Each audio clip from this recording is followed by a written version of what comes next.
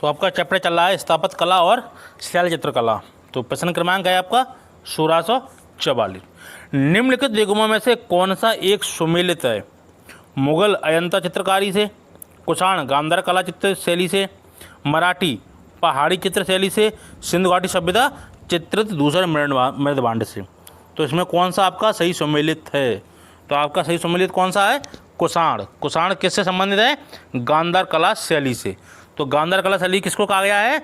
जिसमें विदेशी स्थापत्य कला का भी प्रभाव दर्शाया गया है। जैसे यूनानी सभ्यता का, जो यूनानी में मंदिर निर्माण वगैरह होते थे, तो वहाँ पे जो कला अपनाई गई है मंदिरों वगैरह की, ठीक है, तो वो यहाँ पे पश्चिमोत्तर भारत में उसकी ही नकल के आधार पर बनाई गई है। उसको क्या नाम दिया गया है? गांधार कला शैली।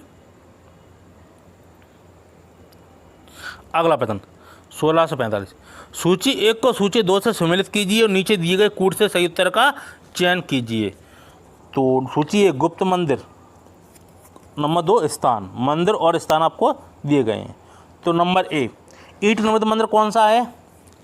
तो ईंट निर्मित मंदिर है आपका भीतरगांव।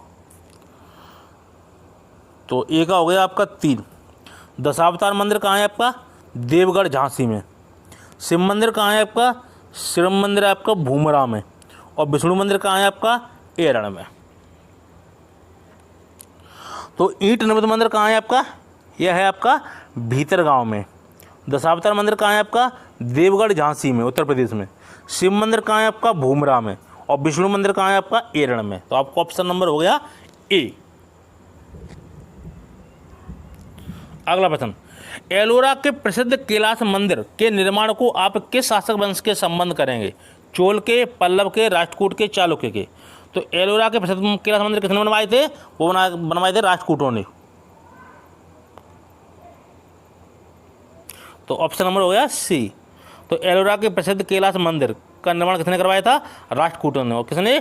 किशन प्रथम ने।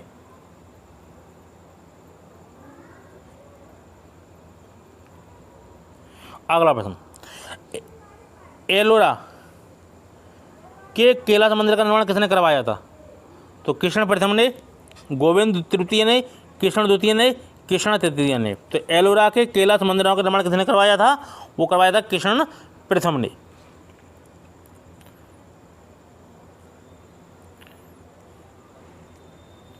अगला 1648। निम्नलिखित में से किस एक शासक ने प्रख्यात कैलाश मंदिर का, जो एलोरा में पाषाण काटकर तैयार किया गया, पाषाण मतलब पत्थर को काटकर तैयार किए गए, का निर्माण आरंभ करवाया था? नंदी वर्मन तृतीय ने, दंती वर्मन प्रथम ने, कृष्ण प्रथम ने, श्रीमर श्री वल्लभ ने। तो प्रश्न क्या है आपका? किस एक शासक ने प्रख्यात कैलाश मंदिर का, जो एलोरा में पाषाण यानी पत्थर को काटकर तैयार किया गया है, निर्माण आरंभ करवाया था? तो किसने आरंभ करवाया था? वो करवाया था कृष्ण प्रथम ने। खजुराहो के मंदिर संबंधित हैं हिंदू धर्म से, बौद्ध धर्म से, हिंदू धर्म और जैन धर्म से, जैन धर्म से। तो खजुराहो के मंदिर किससे संबंधित हैं? तो वहाँ पे आपके हिंदू धर्म के भी मंदिर मिलेंगे और जैन धर्म के भी मंदिर मिलेंगे। तो खजुराहो के मंदिर दोनों धर्म से संबंधित है, हिंदू धर्म भी और जैन धर्म भी। तो हिंदू धर्म में वैसे सबसे प्रसिद्ध कौन सा मंदिर है खजुराहो में? कंदरिय महादेव का मंदिर, ठीक है। और जैन मंदिर आपका पार्श्वनाथ की मूर्ति वहाँ पे। अगला प्रश्न 1650। कौन सा पर्यटन स्थल मूर्तिकला का तीर्थ कहलाता है? उज्जैन, खजुराहो, ओरछा, मांडू। तो कौन सा पर्यटन स्थल मूर्तिकला का तीर्थ कहलाता है? वह कहलाता है खजुराहो। तो खजुराहो एक तीर्थ नगरी की तरह बसा दी गई थी। वहाँ पे काफ़ी मंदिरों का निर्माण हुआ था। किसने करवाए थे? चंदेल शासकों ने, ठीक है। कहाँ पे? मध्य प्रदेश के बुंदेलखंड एरिया में, ठीक है जी। तो तीर्थ स्थान कौन सा कहा जाता है मूर्तिकला का? वो कहा जाता है खजुराहो।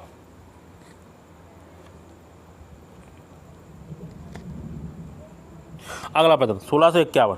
अजंता की गुफाएं निम्नलिखित में से किससे संबंधित है? महाभारत से, रामायण से, जातक कथाएं, पंचतंत्र कहानियाँ।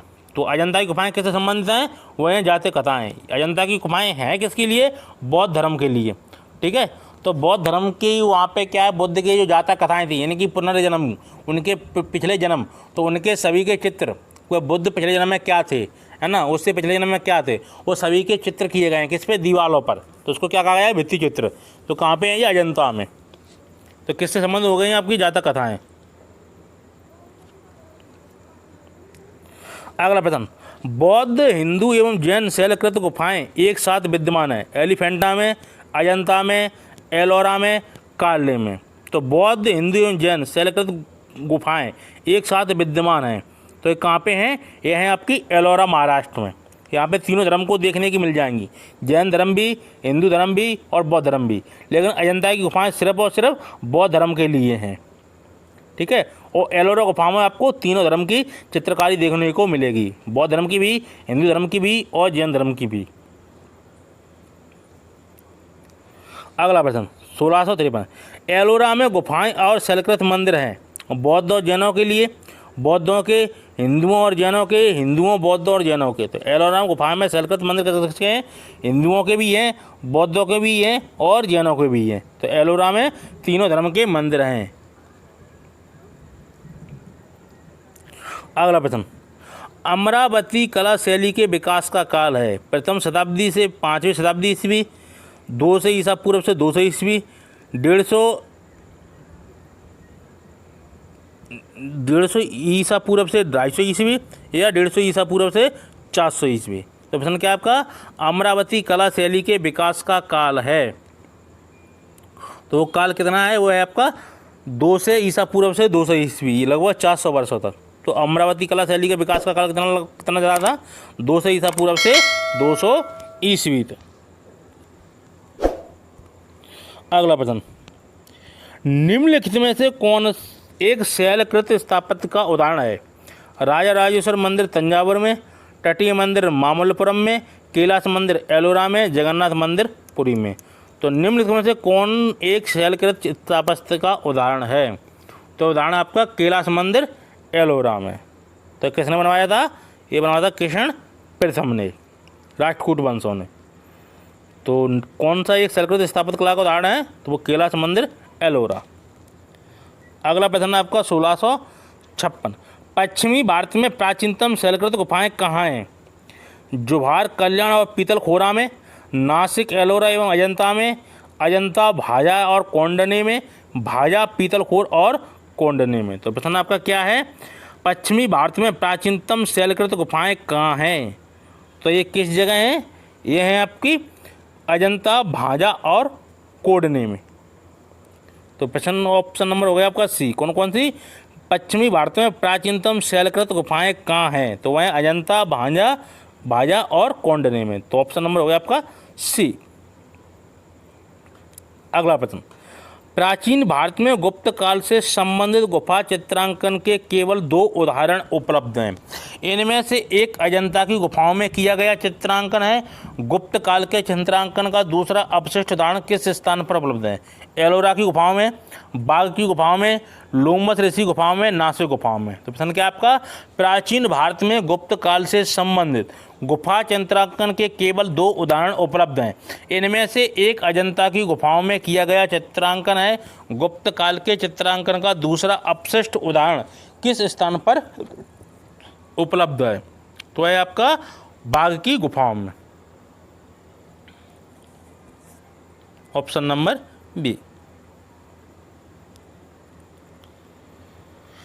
अगला प्रश्न है 1658, अजंता के प्राचीनतम चित्र किस काल के माने जाते हैं, 2री शताब्दी ईसा पूर्व के, 3री शताब्दी ईसा पूर्व के, 4वीं शताब्दी ईसा पूर्व के, 5वीं शताब्दी ईसा पूर्व के। तो अजंता के प्राचीनतम चित्र किस काल के माने जाते हैं, वो इसमें तो ऑप्शन वैसे आपका है नहीं, वैसे हैं आपके प्रथम शताब्दी ईसा पूर्व के, ठीक है। तो अजंता के प्राचीनतम चित्र किस काल के हैं, वो हैं आपके प्रथम शताब्दी ईसा पूर्व के। लेकिन इसमें ऑप्शन क्या दिया गया है, 2री, 3री, 4वीं और 5वीं। तो आप कौन सा लगाएंगे, 2री। यदि प्रथम शताब्दी ईसा पूर्व होता तो आप लगाते प्रथम शताब्दी ईसा पूर्व। अजंता के प्राचीनतम चित्र किस काल के हैं, जिसमें ऑप्शन है 2रा शताब्दी में, इसलिए आप लगाएंगे 2रा शताब्दी। लेकिन जब प्रथम शताब्दी भी दी गई हो तो आप लगाएंगे प्रथम शताब्दी के आसपास। अगला प्रश्न 1659, निम्न स्थानों में से बौद्ध गुफा मंदिरों के लिए कौन सा प्रसिद्ध है, नालंदा, एलिफेंटा, अजंता, खजुराहो। तो निम्न स्थानों में से कौन बौद्ध गुफा मंदिर के लिए प्रसिद्ध था? तो वे कौन थे? वह था आपकी अजंता की गुफाएं। तो ये किससे संबंधित हैं? बौद्ध धर्म से। ठीक है, यहाँ पे क्या है? बुद्ध की जातक कथाओं के चित्र अंकित किए गए हैं। किसमें? अजंता गुफाओं में। तो कहाँ पे है? ये महाराष्ट्र में। अगला प्रश्न, अजंता चित्रकला का संबंध है ब्राह्मण धर्म से, जैन धर्म से, शाक्त धर्म से, बौद्ध धर्म से। तो अजंता चित्रकला का संबंध किस धर्म से है? बौद्ध धर्म से। अगला प्रश्न, मीनाक्षी मंदिर स्थित है पुदुकोट्टे में, मदुरई में, श्रीरंगम में या तंजावुर में? तो मीनाक्षी मंदिर कहाँ स्थित है? आपका मदुरई में। तो मीनाक्षी मंदिर प्रसिद्ध है कहाँ पे? आपका मदुरई में। अगला प्रश्न 1662, अजंता की कला को इनमें से किसने प्रश्रय दिया? पल्लवों ने, चालुक्यों ने, वाकाटक ने, गंगवंश ने? तो किस प्रश्न कौन सा है आपका? 1662, अजंता की कला को इनमें से किसने प्रश्रय दिया? तो वह किसने दिया था? वह दिया था नंबर सी, वाकाटक वंश ने। तो अजंता की कला को इनमें से किसने प्रश्रय सहायता दी थी? वाकाटक वंश ने। अगला प्रश्न 1663, अजंता की गुफा 16वीं गुफा संख्या 16 उत्खनन कराने का श्रेय किसे है? नाहपण को, गौतमीपुत्र सातकर्णी को, बरहादेव को, बिंदसेन को? तो प्रश्न क्या है आपका? अजंता की गुफा कितने? 16वीं उत्खनन कराने का श्रेय किसे है? तो किसे श्रेय है? यह है आपका डी, बिंदसेन को। तो बिंदसेन ने क्या किया था? अजंता की गुफा संख्या कितनी? 16 को उत्खनन कराने का श्रेय है। उत्खनन में उसकी खुदाई वगैरह करवाई।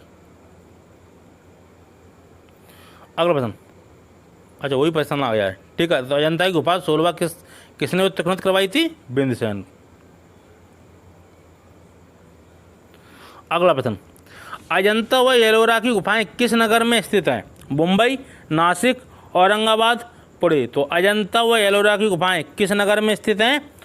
तो ये आपकी स्थित हैं कहाँ? औरंगाबाद में। तो ये किस पे? एक टापू पे हैं, है ना। तो मुंबई से 10 किलोमीटर दूर लगभग एक समुद्र में एक टापू है। ठीक है, वहाँ पे पहाड़ियाँ हैं। तो वहाँ पे क्या है? अजंता व एलोरा की गुफाएं हैं।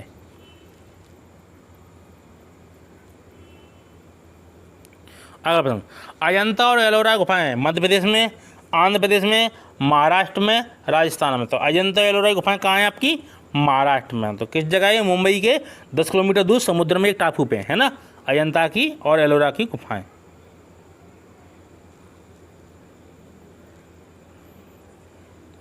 अगला प्रश्न, मामल्लपुरम में रथ स्मारकों के निर्माण के लिए निम्नलिखित में से कौन उत्तरदायी थे? पल्लव, चोल, पांड्य, चालुक्य? तो मामल्लपुरम में रथ स्मारकों के निर्माण के लिए निम्नलिखित में से कौन उत्तरदायी थे? वो आपके उत्तरदायी थे पल्लव।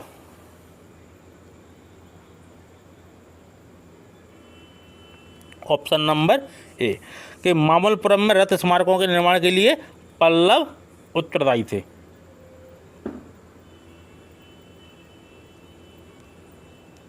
अगला प्रश्न, महाबलीपुरम में रथ मंदिर का निर्माण कराया गया था पल्लवों द्वारा, चोलों द्वारा, चेदियों द्वारा, चालुक्यों द्वारा? तो महाबलीपुरम में रथ मंदिर का निर्माण किसके द्वारा कराया गया था? वो कराया गया था पल्लवों के द्वारा। तो महाबलीपुरम में रथ मंदिर का निर्माण किसके द्वारा कराया गया था? पल्लवों के